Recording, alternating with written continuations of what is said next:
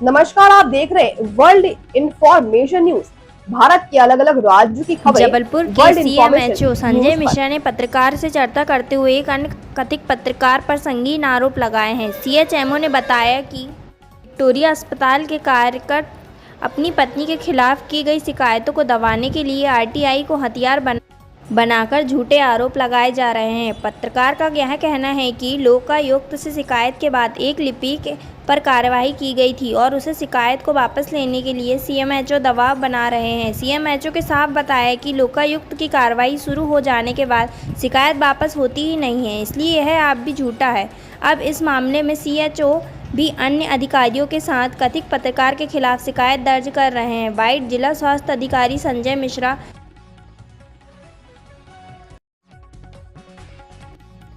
व्यक्ति के द्वारा बार-बार शिकायत की जा रही है, कैसा क्या है? देखिए, जैसा कि आप पूछ रहे हैं, तो हमारे यहाँ एक एएनएम का पद होता है। तो बरगी में पदस्थ एक हमारी एएनएम थी जो वर्तमान में अभी विक्टोरिया अस्पताल में कार्य कर रही हैं।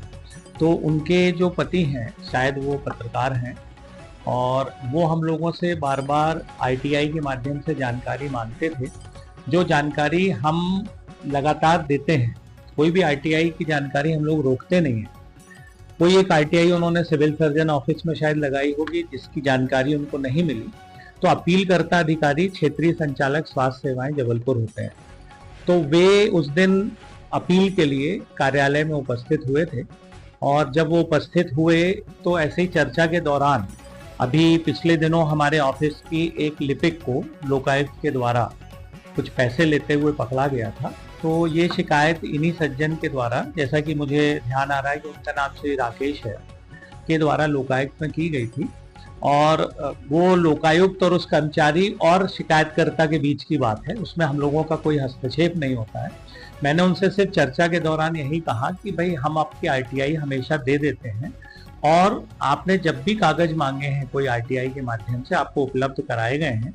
यदि आपको कोई आरटीआई से कागज नहीं मिल रहे थे तो आप मुझसे सीधे संपर्क कर सकते थे, और यदि हमारे लिपिक ने आपसे कोई मांग की थी, उसकी शिकायत भी अधिकारी के स्वरूप में आप मुझे कर सकते थे। मैं उसका निवारण निश्चित रूप से करता। और ये शिकायत हुई क्योंकि विभाग में भी ये मैसेज अच्छा नहीं जाता, और इसके पहले जैसा कि उनका कहना था कि 3 और कर्मचारियों पर लोकायुक्त की कार्यवाही पिछले 3 साल में हुई है। तो ये लोकायुक्त का अधिकार है कि जो शिकायत होती है उस पर वो कार्यवाही करे, उसमें हम लोगों का कोई हस्तक्षेप नहीं होता है ना। हम लोग हस्तक्षेप करते और प्रकरण बनने के बाद भी हस्तक्षेप नहीं करते, और मुझे अच्छी तरह मालूम है कि जब प्रकरण बनता है तो लोकायुक्त उस कार्यवाही को आखिरी स्थिति तक पूरा करता है। इसलिए शिकायत वापस लेने के लिए ना मैंने उनसे कोई बात की, ना उनको मैंने कोई धमकी दी। मैं उनके आरोप से इत्तेफाक नहीं रखता बिल्कुल, और आपके माध्यम से यही कहना चाहता हूं कि मैंने हमेशा पत्रकार बंधुओं के साथ सहयोग ही किया है, और जो भी मुझसे मदद हो सकती है इलाज से संबंधित, दवाई से संबंधित, मैं करता हूं।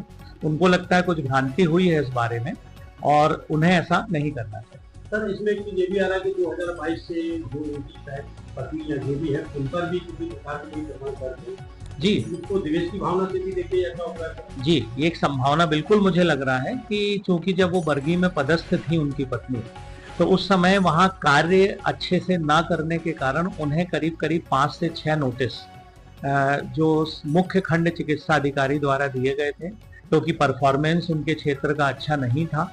उस कारण वहां भी उनकी बहस होती थी हमेशा, और वहां से जो उनके श्रीमान जी हैं वो शिकायत किया करते थे वहां के स्टाफ के लिए। इस बीच एक ट्रेनिंग के लिए उनको विक्टोरिया बुलाया गया 4 दिन के लिए। वो ट्रेनिंग में आई तो मुझे ऐसा लगा कि अब उन्हें वहां ना भेजें, वापस यहीं रख लिया जाए, जिससे विवाद की स्थिति ना बने। वहां अच्छा नहीं लगता विभाग के भीतर विवाद हो, तो इसलिए उनको तब से हमने करीब करीब 2 साल हो गए, 2-2.5 साल वो विक्टोरिया अस्पताल में ही कार्य कर रही हैं, और अपना कार्य खुद कर रही हैं। उसमें किसी भी तरह का हम लोगों का हस्तक्षेप नहीं रहता है।